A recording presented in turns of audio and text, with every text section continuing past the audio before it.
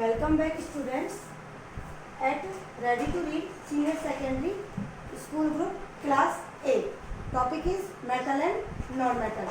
Previous classes में हम physical properties of metal and non-metal का स्टडी कर चुके थे. साथ में हम chemical reaction of metal and non-metal with water and oxygen इसका भी स्टडी कर चुके थे. आज हम स्टडी करेंगे. Today's topic is chemical reaction of metal and non metal with acid. Metal and non metal की एसिड के साथ क्या रिएक्शन होती है इसके बारे में हम स्टडी करेंगे. एक जनरल सा फॉर्मूला है कि जब मेटल किसी एसिड के साथ रिएक्शन करता है, whenever metal react with acid it forms salt and hydrogen gas. Salt बनाता है और हाइड्रोजन गैस बनाता है.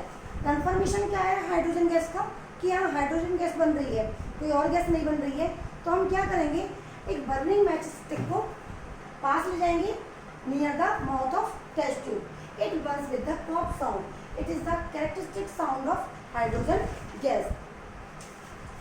जब हम हाइड्रोजन गैस के पास निकलती है, हाइड्रोजन जो इवोल्व हो रही है हाइड्रोजन गैस, उसके पास बर्निंग मैच स्टिक को लेके जाना, तो ये क्या करेगी, पॉप साउंड के साथ बर्न होना स्टार्ट कर देगी. हम आपके एक क्लास में केवल दो ही एसिड के साथ रिएक्शन पढ़ेंगे मेटल्स की. एक तो है आपका विद HCl, सेकेंड है आपका विद H2SO4. HCl को हम बोलते हैं हाइड्रोक्लोरिक एसिड. Hydrochloric acid. जब कोई भी metal HCl that means hydrochloric acid के साथ रिएक्ट करता है तो हम यहाँ से मेटल लेंगे, इसका Cl ले लेंगे, तो हमारा बनेगा metal chloride. Whenever metal react with HCl, generally not always time, when metal react with HCl it forms metal chloride and hydrogen gas. metal chloride यहाँ इसे हम salt बोलते हैं. H2 गैस इवॉल्व हो रही है जो अभी हम कंफर्म किए थे बर्निंग मैच स्टिक को ले जाकर, तो हम कह सकते हैं H2 gas Burns with pop sound. And next है आपका, इसको कुछ एग्जाम्पल्स हैं. जैसे हमने Zn को लिया, Zn एक मेटल है, Zn को HCl से रिएक्ट किया तो ZnCl2 बना और साथ में हमारा हाइड्रोजन गैस. तो हम इसे बोलेंगे Zn को जिंक बोलते हैं, HCl को हाइड्रोक्लोरिक एसिड. तो जिंक Cl को chloride, zinc chloride plus H2 gas. इसी तरह से ये आपका मैग्नीशियम, ये आपका हाइड्रोक्लोरिक एसिड. मैग्नीशियम Cl आ गया, क्लोराइड, मैग्नीशियम क्लोराइड और साथ में लिख लिया आपकी इवॉल्व हुई हाइड्रोजन गैस. इसी तरह से अदर एग्जांपल्स है aluminium, aluminium Cl3, aluminium chloride, फिर आपका निकला H2 gas, hydrogen gas evolve हुई. इसी तरह से कोई भी मेटल ले लो, metal plus HCl, metal chloride. अब ये 2, 3 कैसे आ रहा है मैं इसकी ट्रिक बता दूंगी आपको लास्ट में कि ये रिएक्शन में आपको कैसे आ रही है. AlCl3 प्लस H2 गैस, यहाँ H2 गैस इवॉल्व हो रही है. अब एक चीज़ ध्यान रखने योग्य है यहाँ पे कि जो कॉपर है Cu है does not react with hydrochloric acid that means HCl. ये HCl के साथ रिएक्ट नहीं करता है, जबकि ये sulphuric acid that means H2SO4 के साथ रिएक्ट करता है. अब आपका नेक्स्ट एसिड है विद H2SO4. जब भी कोई मेटल H2SO4 को हम सल्फ्यूरिक एसिड कहते हैं, जब भी कोई मेटल सल्फ्यूरिक एसिड के साथ रिएक्ट करता है तो यहाँ बनता है मेटल का तो मेटल हो गया और सल्फ्यूरिक एसिड का हो गया सल्फेट. तो हमारा बना मेटल सल्फेट. साथ में हमारी वही H2 गैस निकली जो कि हमने बर्न की तो पॉप साउंड प्रोड्यूस हुआ. तो metal when react with sulphuric acid it forms metal sulphate and H2. अब कोई भी लगा दो, चाहे सोडियम को सल्फ्यूरिक एसिड के साथ लगाओ तो सोडियम सल्फेट, जिंक को लगाओ तो जिंक सल्फेट, एल्यूमिनियम को लगाओ, यहाँ पे एल्यूमिनियम लिया तो एल्यूमिनियम सल्फेट. और कुछ भी ले लो जिसके साथ आप H2SO4 का रिएक्शन कराओगे उसका नाम पहले उस मेटल का और साथ में उसके सल्फेट आ जाएगा. ऐसे मैंने कई सारे एग्जांपल्स यहाँ नोट डाउन किए. कॉपर H2SO4 तो कॉपर का तो कॉपर हो गया और SO4 सल्फेट तो कॉपर सल्फेट और हाइड्रोजन गैस इवॉल्व हुई and burn with pop sound. Sodium H2SO4, sodium का तो सोडियम हो गया और SO4 का सल्फेट, सोडियम सल्फेट और हाइड्रोजन गैस इवॉल्व हुई.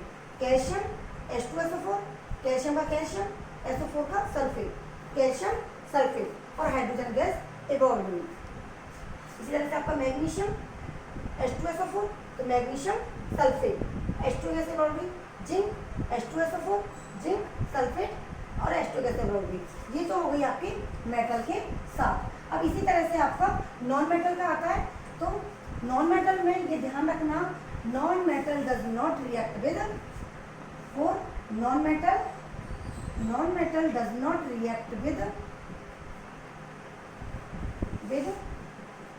एसिड, कि नॉन मेटल कभी भी एसिड के साथ रिएक्शन नहीं करते हैं। मेटल में बस ध्यान रखना, मेटल जब एसिड के साथ रिएक्ट करेगा तो आपका क्या बनेगा, H2 गैस, हाइड्रोजन गैस निकलेगी और सॉल्ट बनेगा। अब आप ये ध्यान रखना है कि वो HCl के साथ रिएक्ट करना है तो मेटल क्लोराइड, और H2SO4 के साथ रिएक्ट करना है तो मेटल सल्फेट। ये आपको याद रखना है। ये होगी आपकी विद एसिड। नेक्स्ट रिएक्शन है आपकी chemical reaction of metal and non metal with base. अब सबसे पहले मेटल के लिए देखेंगे तो ये सेम एसिड की तरह ही है। जब भी मेटल बेस के साथ रिएक्शन करता है तो यहाँ पर भी हाइड्रोजन गैस रिलीज होती है। When metal react with base it releases hydrogen gas. तो हम यहाँ एग्जांपल ले सकते हैं, मेटल प्लस NaOH। NaOH हमने यहाँ बेस के लिए लिया है, इसको हम बोलते हैं सोडियम। Na को सोडियम बोलते हैं, OH हाइड्रोक्साइड, सोडियम हाइड्रोक्साइड। तो इस केस में भी अब हमारी क्या होता है, हाइड्रोजन गैस इवॉल्व होती है। तो आपकी मेटल्स रिएक्शन विद बेस इतना ही है आपके सिलेबस में। नॉन मेटल में ये कॉम्प्लेक्स रिएक्शन है तो इसके बारे में हम फर्दर स्टडी नहीं करेंगे। इसके बाद आता है आपका डिस्प्लेसमेंट रिएक्शन।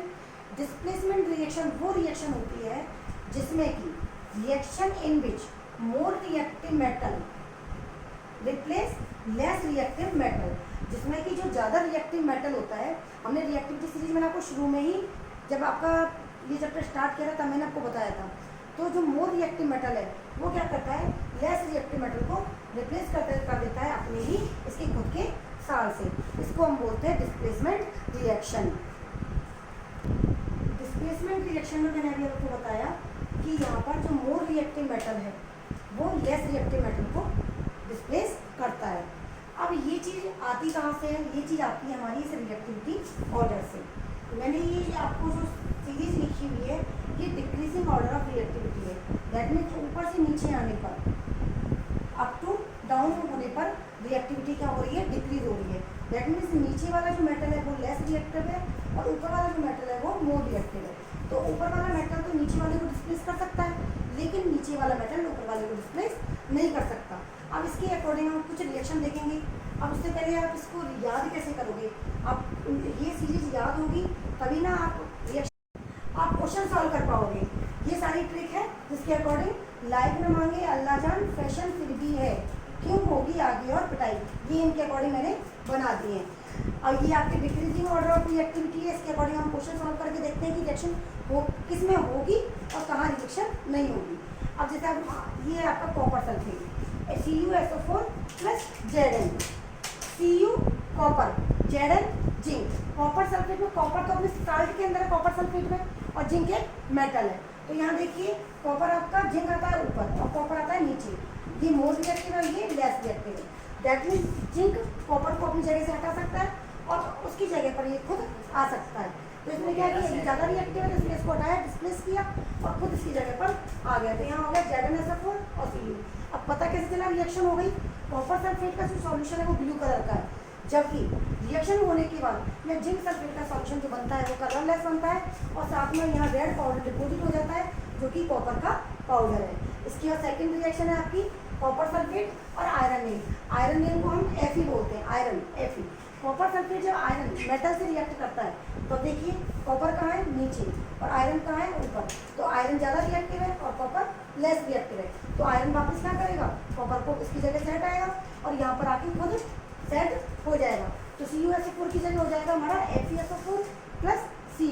यहाँ पर क्या होगा कि आयरन नेल के ऊपर रेड कलर का, रेड पाउडर का क्या हो जाएगा, डिपोजिशन हो जाएगा इस तरह से।